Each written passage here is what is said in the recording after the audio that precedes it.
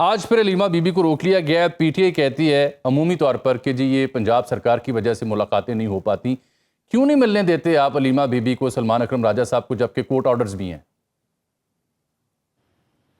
साहब का पहले तो बहुत शुक्रिया कि आपने मुझे इनवाइट किया। दूसरा, कमिंग टू द पॉइंट जी, कि मैं पहले तो मेरे भाई हैं मोहतरम, उन्होंने बड़ी अच्छी डिबेट की, बट मैं उन्हें याद कराना चाहता हूं कि यहाँ पे ऐसे रिजल्ट्स मैं उन्हें बताता हूं जो शायद उन्हें उनके आरटीएस उन्होंने क्यों बिठाया, आज उन्हें फॉर्म 45 47 याद आ रहा है। मेरा ही हल्का है 2018 के अंदर NA 134 और 13,000 वोट रिजेक्ट करके 200 वोट से इन्होंने हमारी नेशनल असेंबली की सीट 3 दिन आरटीएस बंद करके हराई। और मैं PP 183 मेरा कॉन्स्टिट्यूंसी का नंबर है जी, वहां पे पीटीआई के वोट हैं 14,000 और अल्हम्दुलिल्लाह पाकिस्तान मुस्लिम लीग नून के वोट हैं 54,000। आतिफ साहब, और ये मेरे साथ आए, मैं इन्हें इन्वाइट करता हूं कि मेरे एक पोलिंग स्टेशन पे चलें, मेरे साथ जिस जगह जाना चाहते हैं, जिस फोरम पे, मैं इन्हें ओपन इनविटेशन दे रहा हूं, जिन्होंने इतनी बड़ी स्वीपिंग स्टेटमेंट दी है कि जिस फोरम पे कहें मैं इनके साथ, ये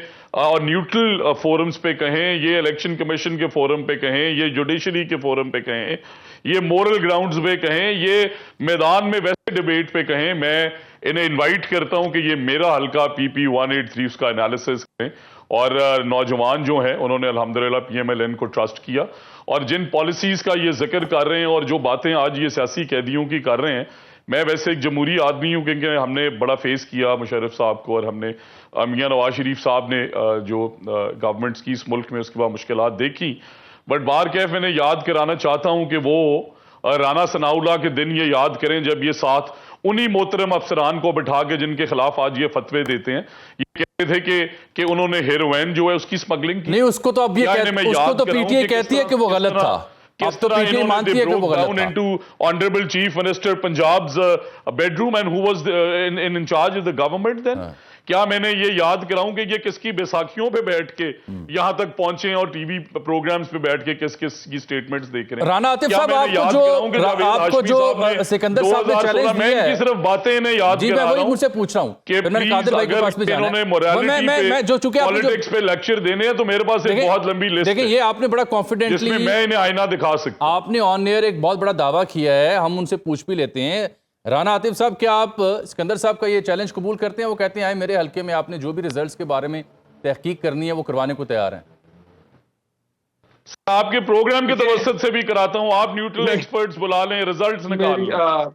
एक वोट जाली साबित हो गया, बाखुदा आपके टीवी चैनल पे कह रहा हूं रिजाइन करूंगा ये लोग, और साथ ही इस्तीफा देने की पेशकश कर दी है उन्होंने। 2018 का भी एनालिसिस राना सिकंदर साहब ने इस्तीफा देने की पेशकश कर दी। आतिफ साहब, इससे बड़ा आपको क्या चाहिए? और हाँ जी, और दुनिया की टॉप एजेंसीज को बुला लें कि अगर एक वोट की भी यहाँ MLFID हुई हो। और 2018 में इन्होंने कैसे आरटीएस बिठा के 3 दिन रिजल्ट रोक के हमें ये सीट हराई 200 वोट से, 2018 का भी और 2023 का भी। भाई राना साहब, आतिफ साहब के प्रोग्राम की तवज्जुह, आतिफ साहब, मेरा ख्याल है बहुत बड़ा बुलाए, मैंने आईना बहुत बड़ी पेशकश उन्होंने आपको कर दी। I think it's a golden opportunity for you. नहीं, मेरी बात सुने जामी साहब जी। ये जो भी राणा साहब बात अभी कर रहे थे, पंजाब के अंदर नेशनल असेंबली के 141 हल्के हैं, ठीक है ना? ये अपने हल्के की तो और प्रोविंशियल असेंबली के तकरीबन कोई जो डायरेक्ट इलेक्शन है, मेरा ख्याल है 280 प्लस हल्के हैं। तो मैं जो मेरे भाई ने अभी जो बात की है, तो पहले तो मैं इनको ये कहूंगा कि 2 हल्के ये हम इनको अपनी चॉइस के दे देते हैं। अगर ये वो खिलवा दें तो उनकी बड़ी मेहरबानी होगी। मुझे डर है कि इनकी वजारत ही ना चली जाए अगर इन्होंने ऐसी बात की। एक ये सलमान अकरम राजा वाला, सर, मैंने जो गुजारिश की है आप देखें, मैंने आपको ओपन ऑफर की है। भाईजान, मैं जिस हल्के से जीत के आया हूं, PP 183 नंबर है, आप आए, आप उससे ऑफ टॉपिक ना जाएं, आए मैदान में आप मुकाबला करें। मैं आपको ओपन ऑफर कर रहा हूं, आप मेरे साथ टीवी प्रोग्राम में बैठे हैं, मैं किसी और मैंने तो आपको कह दिया मेरे भाई आपसे कैसे कर सकता हूं? मैंने तो आपके हल्के को कंटेस्ट नहीं किया ना। हल्के का फोरेंसिक कराएं, इंटरनेशनल एक्सपर्ट। मेरी बात तो सुनने, आप बात को क्यों डाइवर्ट कर रहे हैं? मैं आपको कह रहा हूं इंटरनेशनल, मैं आपको ऑफर कर रहा हूं, आप उधर नहीं आ रहे, कोई और 2 हल्के लाएंगे जी। यही बातें कर करके आपने पहले इस कौम के नौजवानों को 1 करोड़ नौकरियां दी थी, यही बातें कर करके आपने 50 लाख घर दिए थे।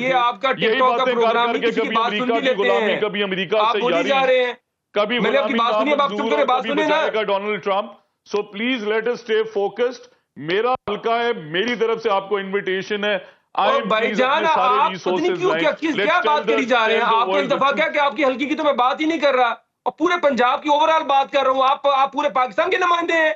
अभी आपने कहा कि ये जा नहीं सकते, तब आप मेरे से मुखातिब थे। अब मैंने आपको इनवाइट किया तो आप कह रहे हैं कि हम किसी और की बात कर रहे हैं। आतिफ साहब, बात यह है कि मैं पाकिस्तान मुस्लिम लीग नून का टिकट होल्डर था। आतिफ साहब, बात यह है कि टिकट पे जीता हूं, उन्होंने पोर्टफोलियो दिया है, बोले मेरा हल्का। उसूली तौर पर तो आतिफ साहब बात यह है कि सिकंदर साहब, जारी बात है, मिसाल के तौर पर अपना हल्का ही पेश करेंगे ना, तो वो अगर उस मिसाल, मैंने जामी साहब, मैंने कब कहा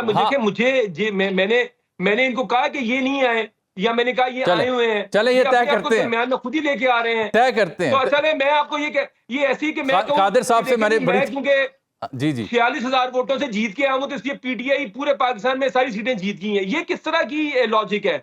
मैं तो अपनी बात कह रहा हूँ, ओवरऑल मैं बात चले, वो मेरा सवाल तो वहीं का वहीं रह गया ना। पूरे हल्के आए, चैलेंज कबूल करें, लेट्स गो ऑन ग्राउंड। चले ये आप तय करें ना अभी। सिकंदर साहब, मेरा आपसे पहला सवाल पिछले चंक में था भी यही कि जो आपका या राना आतिफ साहब या पीटीआई के डिस्प्यूट्स हैं इलेक्शंस के ऊपर, वो तो अपनी जगह एक दूसरे को आप चैलेंज दावा करते रहेंगे, लेकिन फैक्ट ऑफ द मैटर जो आज का है वो यही है। और हम बार बार अपने हर प्रोग्राम में, कादिर साहब मेरे प्रोग्राम बड़ा रेगुलर आते हैं, हम अक्सर ये सवाल उठाते हैं कि आखिर क्या वजह है, क्यों सरकार या इंतज़ामिया जो पंजाब के नीचे आती है अडयाला की, वो बुशरा बेगम को या अलीमा खान साहिबा को या उनको सलमान अकरम राजा साहब को मुलाकात की एक्सेस नहीं देती उन तक? Sir, according to my information, और मैं ये मेरा अपना पर्सनल पॉइंट ऑफ व्यू भी है कि मुलाकात जो है वो क्योंकि बेसिक राइट है, तो उस पर एज पर स्केड्यूल उसकी इजाज़त होनी चाहिए। और मेरा नहीं ख्याल कि पंजाब गवर्नमेंट ने कभी इनकी मुलाकात रोकी हो। ये कोई ऐसा लेटर है तो सामने मंजर आम पे लाएं, ये ज़रूर हमेशा प्रोपोगेट करते हैं। और मैंने इसके बारे में 2-3 दफ़ा इंक्वायरी भी किया कि हम तो बेसिक राइट्स के बिल्कुल अगेंस्ट नहीं हैं, और मुझे तो यही बताया गया है। और मैं समझता हूँ कि अगर इनके पास कोई एविडेंस है कि इन्होंने पंजाब गवर्नमेंट को रिक्वेस्ट भेजी और वो फॉर्मली डिनाई की गई है, तो वो एविडेंस आपसे शेयर करें। हम तो समझते हैं कि जितनी मुलाकात जो एज पर रूल्स गिवन है उसके अलावा, यानी आप एक जिम्मेदार के तौर पर ये कह रहे हैं कि मुलाकात की इजाजत होनी चाहिए। मैं ये कह रहा हूँ जी कि हमें अगर कोई रिटन फॉर्मल रिक्वेस्ट आई और हमने डिनाई की हो तो हम पे जरूर इल्जाम लगाएं, बट अगर वैसे ही स्टेटमेंट आके देनी है तो ये मेरा ख्याल है कि ये नहीं देनी चाहिए। और दूसरा, जेल में सहूलियात के हवाले से भी मैं इन्हें बताना चाहता हूं कि एक तरफ वो जो कहते थे कि इनके पंखे और एसी उतरवाओ, और दूसरी तरफ अल्हम्दुलिल्लाह जो सहूलतें खान साहब को चाहिए वो दी जाती हैं एज सिटीजन। और मैं समझता हूं कि हमें इन सब को एक एज बेसिक राइट्स जो एक स्टेट के होते हैं उनमें सबको ये चीजें मद्देनजर रखनी चाहिए। काश ये जब इक़्तिदार में आए तो ये भी ये चीजें याद रखें। तो फिर अगर आप नहीं रोकते और आपकी तरफ से ये भी उसूली बात आपने कर दी कि इजाजत होनी चाहिए, हमने तो नहीं रोका, देन वो जब पहुंचती हैं अलीमा बीबी या मिस्टर सलमान अकरम राजा, तो उन्हें रोक लिया जाता है और वो वहां की पुलिस रोकती है जो अडयाला में है। हमें फॉर्मली अगर उन्होंने कोई रिक्वेस्ट भेजी हो, अगर ये कहें कि सुबह 10 बजे हम जाएं और हमारे लिए दरवाजे खोल दिए जाएं, तो ऑब्वियसली वो तो इम्पॉसिबल टास्क है जिसकी ये बातें करते हैं। अगर उन्होंने फॉर्मली को टाइम लिया और इन्हें दिया गया कि आप इतने बजे आके मिल लें और फिर ना मिलने दिया गया हो, तो इस तरह की कोई चीज हमारे सामने टैंजिबल लाएं, विच डज नॉट एग्जिस्ट। ये वहीं जाके वही स्टंट्स इन्होंने करने हैं कि कैमरा के सामने खड़ा होने कि हमें मिलने नहीं दिया जा रहा जी, whereas it is not that way. अगर इन्होंने टाइम लिया है गवर्नमेंट से और हमने इन्हें कहा है कि हम इन्हें मिलवाते हैं, अगर वो हमारी जुरिस्डिक्शन में आते हैं, तो अगर मिलवाने का टाइम दिया और नहीं मिलने दिया गया तो फिर जरूर बताएं। राना आतिफ साहब, it is not our fault. ये तो तमाम सवाल आपकी जानिब उठ रहे हैं। फिर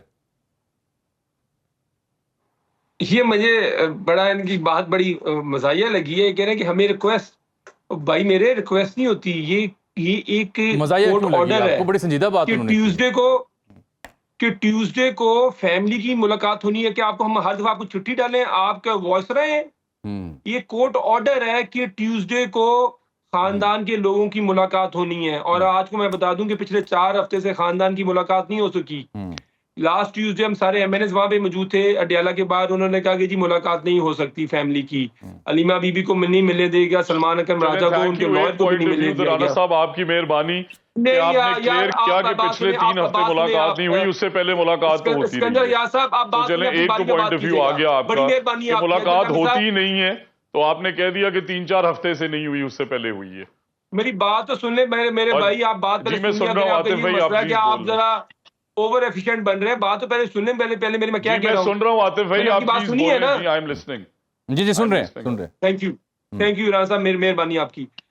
आज भी मुलाकात नहीं हो सकी और आज कह दिया गया जी परसों मुलाकात होगी। मुझे बताएं, ये आप जितने भी आप जर्नलिस्ट हैं, आप किसी जर्नलिस्ट से पूछें, ये जो जुबैर उमर है जो इनके गवर्नर सिंध थे, उन्होंने कहा कि जब नवाज शरीफ यहाँ पे थे, जेल में थे, तो 150-150, 200 बंदा मिलता था। ये पूरी खुली डुली मुलाकात होती थी, बल्कि लंच और खानों का एहतमाम किया जाता था और वकीलों के आने जाने भी कोई टाइम की कोई पाबंदी कोई नहीं थी। शहजाद इकबाल एक जर्नलिस्ट है, उन्होंने भी कहा कि उन्होंने कहा हम तो सारे खुद मिल के आते थे, कोई इवन सहाफी जाके मिलते थे। और आज अच्छा, मेरी भी उनसे मुलाकातें रही हैं वहाँ पे, वैसे अडियाला में मोहतरमा मरियम नवाज से और जनाब नवाज शरीफ साहब से मेरी भी वैसे थे सहाफी, वहाँ मुलाकातें रही हैं। तो आप इस चीज की देखें, वो इनकी पार्टी के गवर्नर थे, इनके स्पोक्स पर्सन थे मियां नवाज शरीफ के। उन्होंने कहा कि 150, 200 बंदा जाके मुलाकात करता था खुले कमरों में, एसी वाले कमरों में। और आज देखें ये वक्त गुजर जाएगा। मैं इनको ये बात बता नहीं, ऐसा नहीं था। मैंने जो देखा मैं बयान कर सकता हूँ। ये 150-200 बंदा तो मैंने, क्योंकि एक दो मुलाकातें हमारी हुई, एक मुख्तर साहब वफ्द जरूर होता था, 2-4 लोग जिन्होंने रिक्वेस्ट डाली होती थी, उनकी मुलाकात का एहतमाम एक कमरे में जो पुलिस की इंतजामिया का कमरा था, वहां मुलाकात जरूर हुई, जो मैंने विटनेस किया है। 150-200 बंदा मैंने देखा नहीं, इसलिए मैं आपको वो जो आपने आपका जो जुबैर उमर ने, मैं तो आपको उनकी रिटन मैं आपको उनकी स्टेटमेंट भेज दूं, उन्होंने प्रोग्राम में कहा है। ठीक, तो मेरा पॉइंट ये है, चले नंबर को आर्ग्यू नहीं करते, लेकिन ये है कि उनकी कोई मुलाकात में कोई रोक टोक नहीं थी। लेट्स नॉट मेक अ फस अराउंड के नंबर कितने थे, लेकिन ये कि उनकी मुलाकात के अराउंड मुलाकात में कोई रोक टोक कोई नहीं थी। ये पूरे पाकिस्तान को पता है। ठीक बात। तो आज इमरान खान साहब ने कोई मुलाकात करनी हो, कोई चीज करनी हो, इतनी ज्यादा रुकावटें, लेकिन मैं आपको बात बता दूं, ये वक्त गुजर जाएगा, ये वक्त गुजर जाएगा।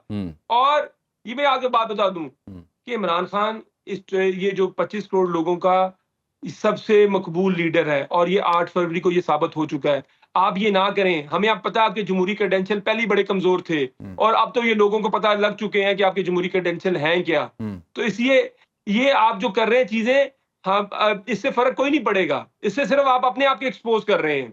आप ना किसी कानून को मानते हैं, ना किसी आइन को मानते हैं, और आपको जमहूरी चले कादिर भाई, पीपल्स पार्टी के पास तो जमहूरी क्रेडेंशियल्स है ना जी। मैं एक सेकंड चाहता हूं, मेरी गुजारिश है कि मैं सिर्फ एक सेकंड चाहता हूं। मुझे बड़ी अच्छी लगी इनकी बातें, ये जो कह रहे हैं कि 200 मुलाकातें करवाते हैं। मैं याद कराना चाहता हूं कि वो दिन याद करें, और इन्हें अल्लाह ताला उस चीज की सजा दे रहा है कि जब मोहतरमा कलसूम नवाज साहिबा वहां पे हॉस्पिटल में डेथ बेड पे थी, इन्होंने फोन पे बात नहीं कराई, और आज ये मोरालिटी पे और हमें लेक्चर दे रहे हैं कि यार ये इन्होंने क्या जुल्म किया। और ये ठीक, ये हकायक ऐसे ही हैं।